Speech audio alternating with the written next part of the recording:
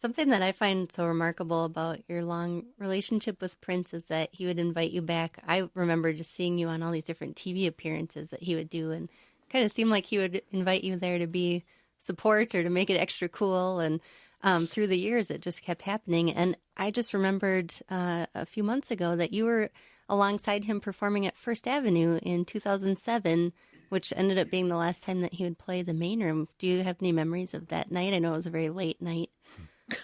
Well, I'm sure it was, Well, right? come on, really? Of course. That goes without saying. Yeah, what? It was early. That was the beginning. Was that the time we played all 3 shows in one day? Yeah, we had a blast. That's all I can say. It was a blur and a blast. We had a lot of fun, you know. I mean, First Avenue is a place we had always played. Even at the beginning, just testing out songs, what was going to work, what wasn't going to work, you know. The fans here loved him, so at the very beginning we would play there just to, let's see if this song's going to work, you know. And I think we played at the Macy's, somewhere in the Macy's, and then the Target Center. Target Center. Yep. Yeah. No, it was fun. We had a good time. And the city had to shut it down. That's what he did. Shut it down. Absolutely. It's so bittersweet, mostly sad though, still to think about the fact that he's gone. Did you have any sense that there was anything wrong in the weeks leading up to it with, you know, we know what killed him now, and was there a problem? Not that I knew of, but again, the problem was he was in pain a lot, you know, and I know how much pain he probably was in because I'm in pain every day, just almost. You are? Oh, yeah. My hands, like I just went to the chiropractor yesterday to get adjusted. My neck, my hands, my finger wasn't working right.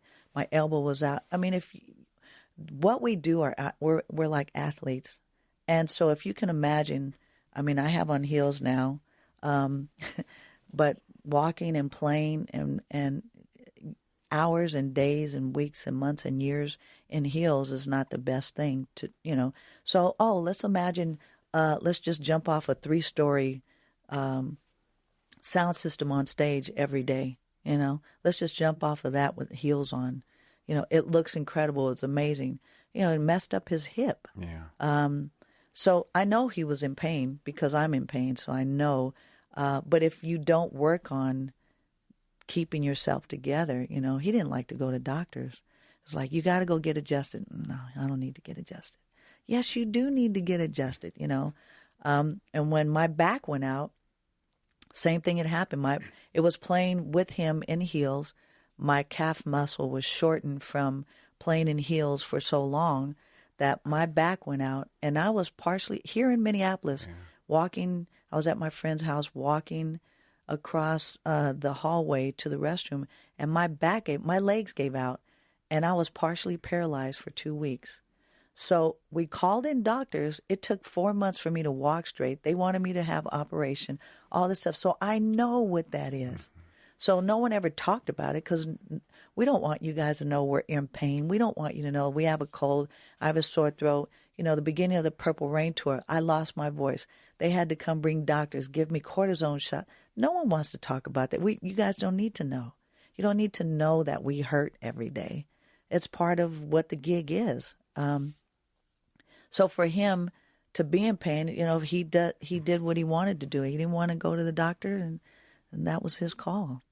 When you had the partial paralysis, I think you also, this was when Sex Symbol was out. Correct. And I think you had a lung collapse at some point. Exactly. My body shut down. Well, I mean, first of all, how do you come back from that? And secondly, how do you, if your lung collapses and you're paralyzed for 2 weeks and it takes months to come back to walking, there has to be this reflection on, well, if I want to keep being a performer, I have to do something different. That changed my whole life. That was it. That was in 91. Yeah. I stayed here in Minneapolis. I got a house on the lake, and I mentally shut down, which for me was huge because I'm not a person that would shut down mentally. It's like I would always say, I can jump out of a plane without a parachute and land on my 2 feet, you know, and be Superwoman. That mentally shut me down. You know, I didn't know how to deal with that, and I was afraid, and I thought I was going to die. I thought my career was going to be done because they're telling me that I can't play, and I refused to accept that. No, I'm going to play and I'm going to walk. So I stayed here in Minneapolis for the entire year. I didn't promote the record. That was a whole nother issue. So the album, just Sex Symbol, just went away. Yeah. And I stayed here and I just had to reflect, and I had to look at and think about, you know what? I am not in control anymore. And I thought that I was. So, this was the time of reflection, and spirituality came in, and giving my heart to God and just saying, you know what, God, if you just get me out of this, because I don't know what to do. I'm mentally shut down. I'm afraid. I've never been afraid of anything. I sat here in Minneapolis on the lake every single day, and this was my healing, was to be here for an entire year and just reflect on life and think about, what do you really want to do? You have to change your life. You have to take care of yourself. Well, I didn't know I was doing that much harm because, again, I love what I do. We love what we do. So it's like I want to look good. I want to play good. I want to, make the fans happy, and whatever that might take. Prince was in the same place. He would do anything for his fans. And there's a sacrifice at some point. So you have to adjust to life, and you have to accept, look, there's only so much we can do. We can't always say yes. And we do have to take those moments and say, you know what, I need to shut down for a minute. And it's okay. It's okay. We can't do everything. I always felt that I needed to help save the life of every child that had been abused. That was my job. I have to save every child. Well, I can't. But no, I don't want to accept that. Okay, then accept one child at a time.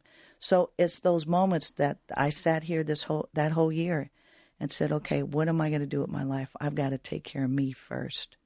And that changed my life.